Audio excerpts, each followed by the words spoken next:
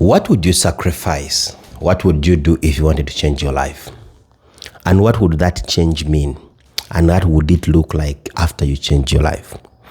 These are questions I had when I was starting my self-improvement journey. And I thought about this thing called change. And I wanted to change to become the better version of my old self. But I actually didn't know what change would look like. I actually didn't know what the change would be. And I didn't know how to get to the change. A few years ago, when I dedicated my life and saying I needed to be better than who I was, I thought I'd mapped out what I wanted. For me, it was more of the financial aspect, where I felt like it defined my life, where I felt like it was the principle of success, it was the principle of change.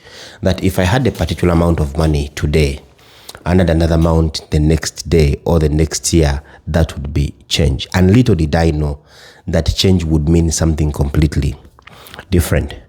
And many of us are in that paradox where we feel like change should be more of a financial thing, should be more of the way you earn, how much you earn. And that's what I thought. So let me now take you to what I would define as change. Change, according to me, is the difference you have in yesterday and today. Difference in the different elements of life. Difference in perception, okay? Difference in health. Difference in peace. Difference in everything, in your physical stature. That is what I would call change. This change could be positive, or this change could be positive or negative. You could be sober today, and then you're drunk the next day. That is still change. To what direction?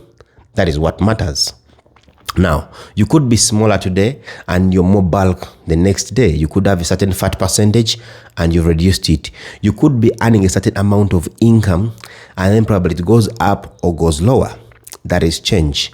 Now, to me, initially when I was starting this environment and wanting to change, I thought change would only appear in a few areas. And then I went on a journey of wanting to improve and become better. So the kind of change I wanted was change that was positive in a way. And I didn't know where to start. So I found a starting point anywhere. Started working out. I didn't know what it would look like to work out. I didn't know what change it would bring. As I started doing the workouts, things started changing. Not just physically, but also mentally and perspective about life. I started paying attention to what I was eating. I started seeing activities that would be much more healthier. I started seeing life in a different pattern. My sleep pattern changed. Now, one action led to a change in so many things. Led a change to the way I sleep, a change to the way I eat, where I do things.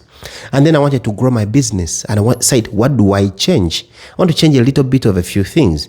And then I changed the way I did business.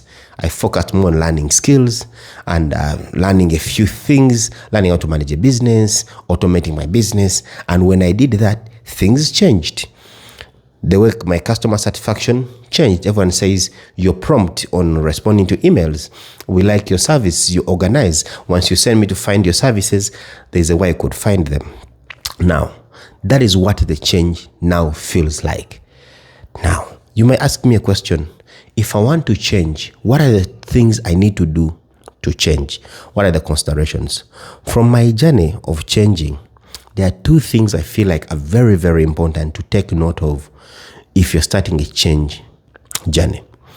Number one, when you're doing anything, do not focus on the result. Focus on the process and focus on the routine. When I was starting, I wanted to get the results of more money. I wanted to get a bigger body. And when I did that, I started ego lifting. I started taking a lot of supplements, whey protein, eating lots of things because what I wanted was to get big in a short time. And when it came to my business, I got more stressed. I got more angry every time I couldn't make a sale. And then I narrowed it down and learned this trick of focusing on the routines, focusing on the processes, then focusing on the results. Now, when I did that, I just kept showing up to the gym every day. I just tried to eat right. I just tried to do the right exercises every day. When it comes to my business, I just had to do the right things that I had to do on that particular day. Learned a skill for 18 minutes every day. made sure I did what I'm supposed to do, learned search engine optimization, learned sales, responded to emails, automated some of the works I had to do, learned a little bit of AI and how I could use it for my business. And I kept learning these small skills. Now, as I learned these skills, I didn't see what the impact would be. But then later, I see now the change happening. From the constant routines I've been doing, I get more bigger. From the constant routines, I have learned more. I feel more better. And then as I learned all this and implemented them, then I saw an impact in my business. But I didn't see this in the start. I didn't see that in the start. All I was focused on was getting the income, getting the money. But when I stopped seeing that and focused on the routines, focused on the process, now the results come later. If you want to do anything, do not focus on the result. Focus on the routines. Focus on the processes. Focus on those things you're going to repeat over and over and over again.